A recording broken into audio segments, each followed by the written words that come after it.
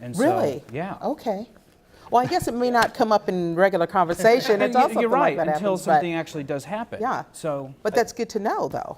Absolutely. It's important to know. I think you're absolutely right. What it comes down to is education. And we run into this. It doesn't matter what type of natural disaster you're talking about. Whether you're talking about earthquakes, which people in Illinois typically just don't understand, or how to respond to them, or what they would do in the case of an earthquake, the last thing you should do in an earthquake is run out of a building, because you have to worry about debris. But that's Right, something yeah. that a lot of people just don't realize, because people in Illinois aren't used to it. Okay. But really, I think the educational piece is very important to understand what types of radiation there are, how it is naturally occurring. You know, radiation is released from the soil when it rains. Okay. You know, those types of Right. things. But I think the last part of it is information is the most critical piece of what you're looking at. So if you look at a plant like Fukushima, they don't have a system of sensors that are actually around each of the plants like we do in Illinois. Okay. That is, we designed that system specifically because of what happened at 3 Mile Island. They didn't know how much radiation, they didn't know which way it was headed, they didn't know what the, you know, they could look at the wind currents, but they didn't understand exactly where the radiation was going. And that's why we have the system of sensors that we do, and that's why we take the samples that we do on a regular basis to make sure that if we can detect the patterns, we can detect the intensity level, how, you know, the saturation level, all those types of things, which I think is the most important part of responding to it. Okay, thank you. Dr. Daniels, you wanted to say? If I can give a little perspective here, I was about 80 miles downwind of 3 Mile Island when it happened. And the first thing we did was we put a detector out the window, a radiation detector. And over the next 3 days, the detector went from background level to twice background level and stayed there for about 2 weeks. Now, how much danger is that? Just to put it in perspective, walking past the radiology department in a hospital was more radiation than that. Oh, wow. For the average person. So, and taking flights, airplane flights, you get more radiation than that sort of thing. Something else to worry about now? So- Airplane flights, oh my goodness. Well, the point is that the background level is fairly low, and Okay. when as something as major as 3 Mile Island happens, even at that, it wasn't really contaminating all the atmosphere everywhere all the time. Right. It was a fairly major event, Right. but at the same level, it didn't really impact even 80 miles away. It didn't change the way people had to worry about radiation. Okay. Please explain half-life and dose limit, since you so eloquently explained it. Okay. So he's asking about half-life for the listeners and the viewers out there in the audience, in the TV audience. He wants you to explain, Dr. Daniels, half-life. Okay, so a radioactive material will give off so much radiation as in terms of a rate, maybe some number of decays per second. Over time, that material will disappear. If you start with, say, 1,000 grams of something and it decays, well, it's going away. Mm-hmm. And it takes exactly one half-life for half of that material to go away. But the interesting thing is that then now you have 500 grams of the material, and you wait one half-life for that to go away too. It doesn't all go away in 2 half-lives. It only half goes away at any given half-life. Okay. Would you give an example of half-life from uranium? The half-life of uranium, 238, I believe it's in the millions of years. 404.5 million years. Yes. So again, as I said, unleashed power of the atom has changed everything. This is not like any other thing. It's there for eternity. Okay. So we have to be concerned about that. Okay. And would you also, Steve, talk about dose limit? Okay, and what I'm going to ask you, sir, is those are great questions. I'd love for everyone to make sure that they see you. So if you have a string of questions, please feel free to go to the microphone so we can have that. Okay, okay, very good. I just make sure, very good, thank you. Okay, Okay. Dr. Daniels, please. Well, this is probably more like John's specialty than mine, but again, we measure how much radiation you take in, and the more radiation you get, the more dangerous it's going to be. But typically, the IEMA and the NRC have set limits of how much the public can get and how much workers in the industry can get, and various levels that can be. And they're in the millirem, I believe. That's right.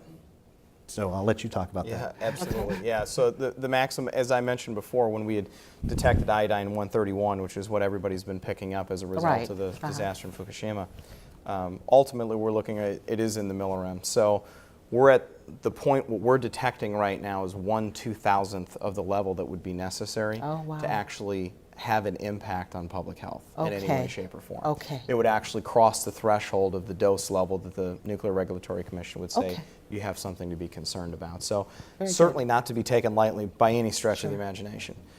That being said, it's also important from an educational perspective to Absolutely. understand the orders of magnitude where we are. It took us about 2.5 days of testing one sample to actually detect the iodine 131. Okay. And you'll probably vouch for the fact that you would never put a sample in something for 2.5 days to find it. If it's not detectable in something that you can do within a few hours, Okay. it's something that's at such a low level that you wouldn't even Okay, be concerned about. great. Thank you, gentlemen. We have a question from the audience. Ma'am, if you just step right up to the mic. There you go. Yes, my name is Doreda Rizari. I'm an EIU staff and a current mother of two EIU students. I got a question regarding to an information that I did receive a while back.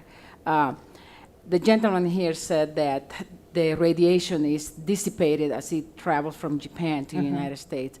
What about the merchandise that is coming currently from Japan, such Very as good, yeah. vehicles, which I've been told that plutonium is could get into the vehicles and the seats and everywhere, and that stays there for a very long time.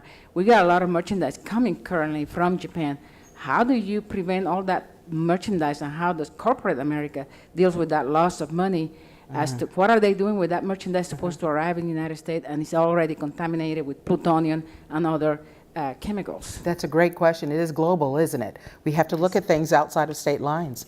One of the things is that Thank you. know, I buy rice, big bags of rice, and I've been concerned. The first thing that comes to mind is how long ago was this harvested, and how long did it sit in a warehouse?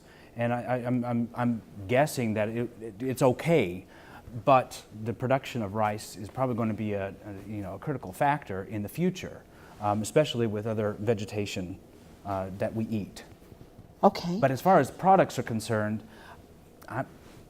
Yeah, I can tell you ultimately, and this is actually kind of interesting because there's a reason why all hazards cover everything from man-made to natural.